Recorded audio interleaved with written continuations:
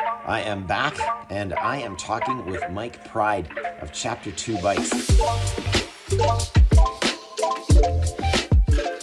Now, I'm sitting here in Vancouver at PEZ HQ, and I'm actually talking to Mike sometime in the future because he's halfway around the world in New Zealand. Mike, exactly where are you right now? So I'm actually sitting in my living room. Since COVID, I've actually started working from home. This is my home office, and I'm here in Auckland, New Zealand. Mike, the first question I've got for you is that bike actually a permanent fixture in your living room?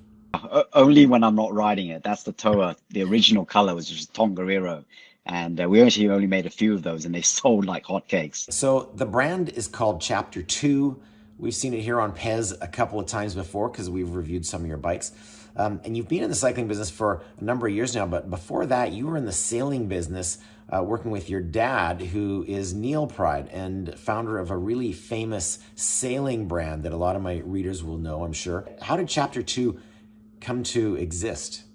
We designed everything around being boutique and creating a business model that we can actually scale in an appropriate way. So one of the first decisions that we took was that we'd be a frame set only business. And the great thing about that is that, with a frame set only business, we can also ship these products all around the world by DHL really cost effectively. And I guess the other way that we kind of have structured Chapter2 is that we've designed everything to be much more approachable and much more personal.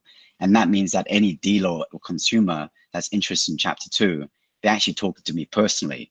As a boutique brand, what are the benefits that you can offer consumers that the larger brands can't or just won't? Being an enthusiast myself, over the years, I've never been the kind of guy that goes to a bike shop and buys an entire bike and, that ready to ride type of experience.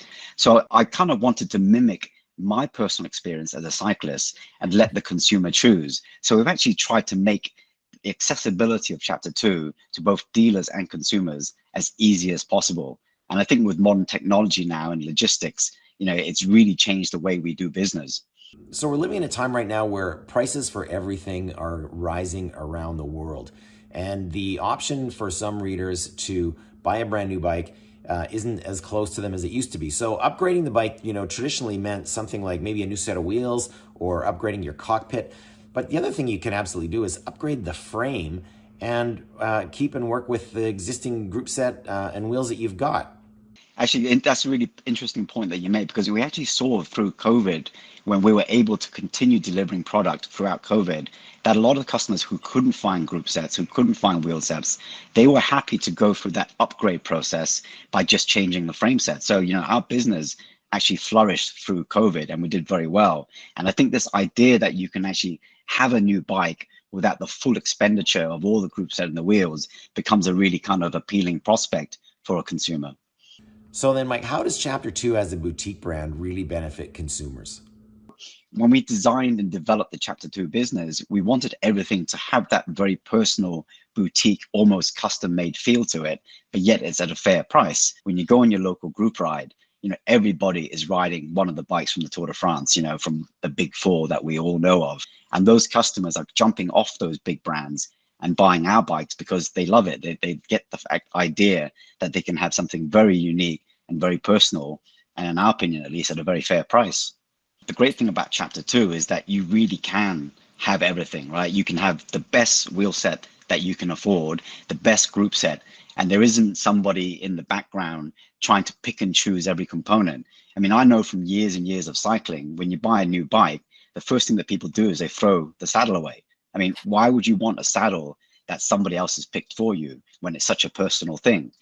Carbon bikes now have been around for getting close to around 20 years or so, and the production techniques have really evolved to a place where just about anyone has access to the same manufacturing capabilities and even design ideas that everyone else does. So the bikes have kind of leveled out a little bit in terms of competitive advantage, but that doesn't stop new brands from getting involved and offering something different. So my question for you is, what does Chapter2 offer for consumers that's different from the other brands? What we've been able to create is a product that not only suits those guys that are looking for performance and speed, but also somebody that looks for something that which has a certain amount of prestige and differentiation for those coffee shop rides. So I think we've succeeded in both levels. One thing I really like about the bikes is the way you guys have finished them. There's some really beautiful color choices, some really beautiful artistic designs inspired some of the indigenous artists over in New Zealand. You have access to like all of these bikes and you've ridden them all. What's your favorite? Which one do you like the best? We're trying to design real bikes for real people. And what that really means is that if you look at the marketplace, right, there's a lot of big brands. They're heavily invested in, tour teams, racing at the world tour and stuff like that.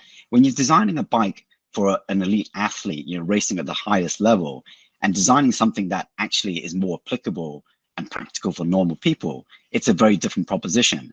Well, so with that in mind, we've designed the Coco, which is our aero road bike. And this is something that I think I'm particularly personally very proud of. So Mike, you've traveled all over the world with sailing and riding. You spent a lot of time in the United States. What have you learned particularly about the US market that is different and that you think you guys can really adapt to or offer something fresh to? Actually engaging with not only the consumers, but with our dealers is actually probably one of the best parts of my job. Whether it's online through our live chat or whether it's a face-to-face meeting, meeting people and helping them solve problems is something that I really enjoy doing. And actually, as a result of that process, our dealership has been growing steadily in the North American market. So Mike, for viewers who are watching at home and living somewhere here in North America, what are some of the best shops here that viewers can go into and actually find Chapter 2 bikes? In North America, I guess the key shops that we're in is Wrench Science in Berkeley, California. We've got a really great dealer called Swiftfoot Cycles in Prosper, Texas. In Canada, we have Blacksmith Cycles in Toronto, and in Vancouver, where you are, we've got Veloholic and also Salita Cyclery. They are great dealers and they really build some of the most beautiful Chapter 2s that you'll see anywhere. But actually, the other thing that's really interesting to know about our business is that any consumer can actually walk into any shop in America or in Canada and ask for a Chapter 2. And the bike shop just needs to contact us. We'll send them all the details and information about how to become a dealer. And, we're here to help. Well, thank you very much for talking to us. Always a pleasure. Looking forward to see more of Chapter 2 over here in North America. And hopefully I will get to ride another one of those bikes myself pretty soon. Thank you.